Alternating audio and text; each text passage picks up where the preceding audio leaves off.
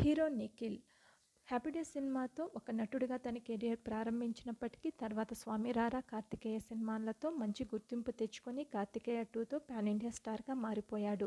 ప్రస్తుతం స్వయంభూ అనే పీరియాడికల్ మూవీతో బిజీగా గడుపుతున్నాడు. ఇక నిఖిల్ 2020లో పల్లవి అనే డాక్టర్ని పెళ్లి చేసుకున్న సంగతి మనందరికీ తెలిసిందే. ఈ ఏడాది ఫిబ్రవరిలో వీళ్లకు కొడుకు పుట్టాడు. కొడుకు పేరు ధీర సిద్ధార్థ్. అయితే నిఖిల్ తన కొడుకు కోసం ఒక షాకింగ్ నిర్ణయం తీసుకున్నాడట. ఇప్పటి వరకు ఎప్పుడో ఓసారైనా నైట్ పార్టీలకు వెళ్ళేవాడిని. ఇకపై మాత్రము టైం అంతా తన కొడుక్కే కేటాయిస్తాను.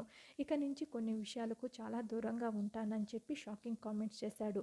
పిల్లలు పుడితే తల్లిదండ్రులుగా మారుతారని అంటారు. బహుశా నిఖిల్ కూడా కొడుకుతో టైం స్పెండ్ చేసేందుకు ఈ నిర్ణయం తీసుకున్నాడనమాట. మరిన్ని లేటెస్ట్ అప్డేట్స్ కోసము please subscribe my channel. Thank you.